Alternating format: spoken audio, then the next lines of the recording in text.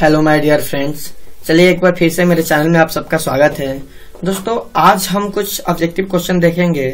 दोस्तों आज हम देखने वाले हैं विष के दांत। आज हम जानेंगे कुछ क्वेश्चन विष के दांत के, जो कि बहुत ही रोचक दोस्तों कहानी है। आप लोग पढ़े होंगे 10th क्लास के गोदली। देखिए यहाँ पर मैं बता चुका हूँ 10th क्लास के गोदली में ये है। देखिए गोदली में दिया गया आपको भाग 2 है और इसमें यह बहुत ही रोचक कहानी दूसरा कहानी है विष के दांत। आप पढ़े हैं तो ठीक है, नहीं पढ़े तो एक बार जरूर पढ़िएगा। ठीक है दोस्तों, इसमें गरीबों और अमीरों के बीच की जो झगड़ा होता है उसके बारे में चर्चा किया गया। दोस्तों बहुत ही रोचक स्टोरी है। चलिए जितने भी मेरे दोस्त हैं, जितने भी मेरे 10th स्टैंडर्ड में पढ़ाई कर रहे हैं, जो एग्जाम देने वाले हैं 2021 में, उनके लिए तो ये वीडियो बहुत ही इंपॉर्टेंट होने वाला है। ठीक है दोस्तों, चलिए आइए हम कुछ क्वेश्चन इसमें बताएंगे, कुछ क्वेश्चन जानेंगे। विष के दांत में ऑब्जेक्टिव क्वेश्चन हम लेकर आए हैं। दोस्तों यहाँ पर देखिए विष के दांत जिनके लेखक हैं हमारे नलिन बिलोचन शर्मा, इन्होंने बहुत ही अच्छा और रोचक स्टोरी लिखा है। ठीक है दोस्तों, तो चलिए आइए हम देखते हैं वीडियो को, क्वेश्चन को।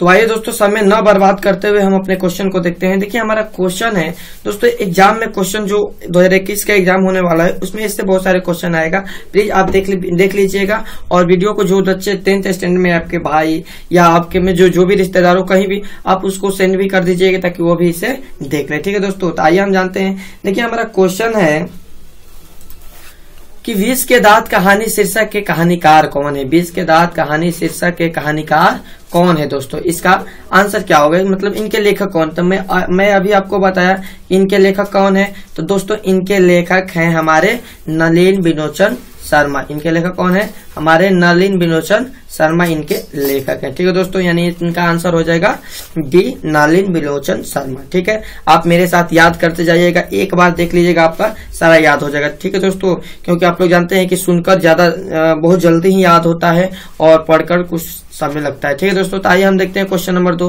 क्वेश्चन नंबर 2 हमारा है कि गिरधर लाल कौन है। कासू के पिता हैं कि मदन के पिता हैं कि रजनी के पिता हैं कि सैफाली के पिता हैं। दोस्तों तो आप एक बार स्टोरी जरूर पढ़ लीजिएगा, यदि नहीं पढ़े होंगे तो। स्टोरी पढ़ लेने के बाद मेरे वीडियो देखिएगा ना, तो आपको लगेगा कि सारा क्वेश्चन का आंसर हम दे सकते हैं। ठीक है दोस्तों, तो एक बार आप नहीं पढ़े तो अवश्य पढ़ लीजिएगा। आप पढ़ लिए तो आपको समझ में आता होगा कि कितना लाभदायक है। ठीक है दोस्तों, तो ये देखते हैं हम गिरधर लाल कौन है। तो गिरधर लाल मदन के पिता है। मदन के पिता का नाम था गिरधर लाल। ठीक है दोस्तों, चलिए क्वेश्चन नंबर 3 हम देखते हैं। क्वेश्चन नंबर 3 हमारा है कि खोखा किसको कहते हैं। किसु को कहते हैं, कुसु को कहते हैं, या कासू को कहते हैं, या केसु को कहते हैं। खोखा किसको बोलते हैं। तो दोस्तों स्टोरी में खोखा और खोखी, लड़का और लड़की को बोला गया है। इसमें खोखा स्टोरी में कासू को कहा जाता है, कासू को खोखा कहा गया है। ठीक है दोस्तों, इसका आंसर हो जाएगा आपका कासू को। ठीक है, आइए 4 नंबर क्वेश्चन की तरफ चलते हैं। 4 नंबर क्वेश्चन हमारा है कि सेन साहब अपने पुत्र को क्या बनाना चाहते थे। सेन साहब अपने पुत्र को क्या बनाना चाहते थे, बिजनेसमैन या इंजीनियर या वकील, प्रोफेसर या डॉक्टर। कौन सा इसको दोस्तों आंसर हो जाएगा।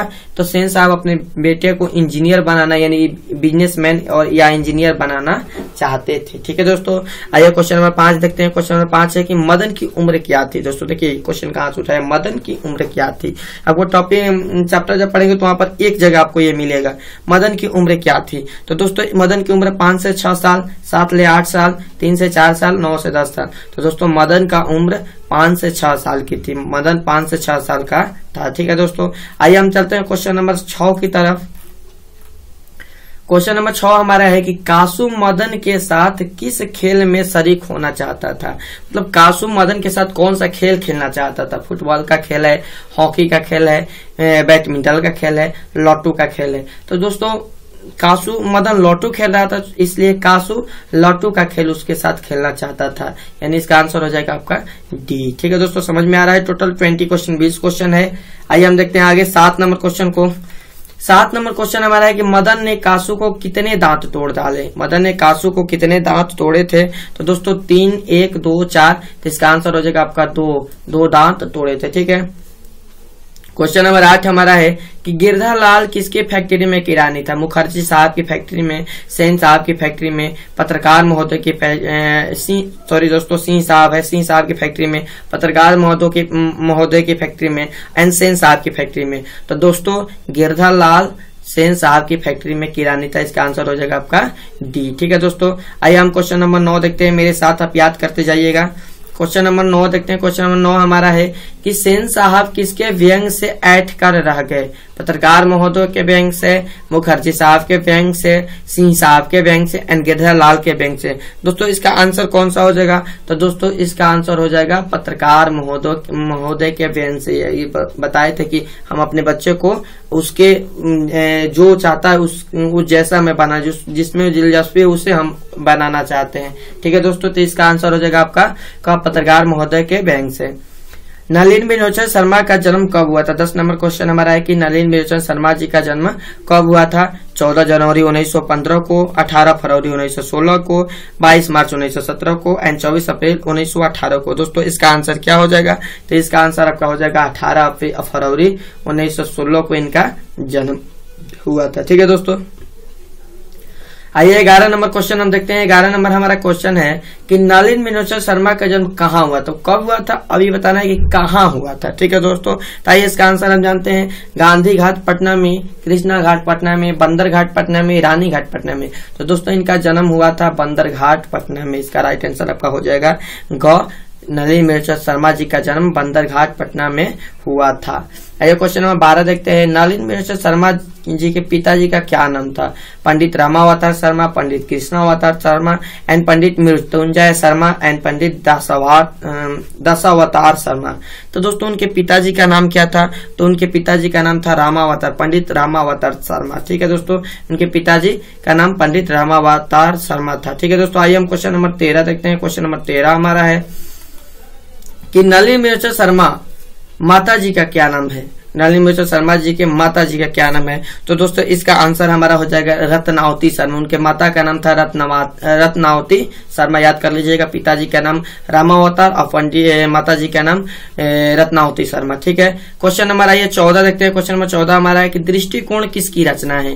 दृष्टिकोण का लेखक कौन है? रामावतार, नलिन विलोचन शर्मा, मोहन, राकेश एंड प्रेमचंद। दोस्तों ये तो आप बता ही सकते हैं क्योंकि हम नलिन विलोचन शर्मा की पूरा ये हमारा क्वेश्चन है, तो इनका लेखक है नलिन विलोचन शर्मा। ठीक है दोस्तों, लेकिन एग्जाम में ध्यान दीजिएगा, आपको नहीं पता रहेगा किस चैप्टर से है, तब याद कर लीजिएगा दृष्टिकोण किसकी रचना है? तो नलिन विलोचन शर्मा की रचना है। ठीक है, आइए क्वेश्चन नंबर 15 हम देखते हैं। क्वेश्चन नंबर 15 हमारा है कि लड़कियां क्या है? कठपुतलियां है। इसे इस बात पर गर्व है? लड़कियां क्या है? कठपुतलियां है। किसे इस बात पर गर्व है दोस्तों? तो आइए इसका आंसर हम जानते हैं। इसका आंसर क्या होगा दोस्तों? है ऑप्शन हमारा भाई बहन को, चाचा चाची को, मामा मामी को, माता पिता को। तो ये इसका आंसर हो जाएगा हमारा माता पिता को। घ नंबर इसका ऑप्शन सही है, माता पिता को गर्व था। ठीक है, एंड क्वेश्चन नंबर 16 है हमारा कि मोटर कार को किससे खतरा हो सकता है? मोटर कार को किससे खतरा हो सकता है? कासू को, मदन को, खोखा से एंड इंजीनियर से। कासू से, मदन से, खोखा से एंड इंजीनियर से। तो दोस्तों मोटर कार को किससे खतरा हो सकता है? तो दोस्तों देखिए इसमें 16 नंबर क्वेश्चन में यहाँ पर ऑप्शन गलत हो गया है। यहाँ पर कासू नहीं होगा, यहाँ पर हो जाएगा दोस्तों, आपका ध्यान दीजिएगा, कासू के स्थान पर यहाँ पर कीसू होना चाहिए। आप देख लीजिएगा यहाँ पर क्या है, कासू नहीं होगा, कीसू होगा, क्योंकि कासू और खोखा दोनों एक ही नाम था।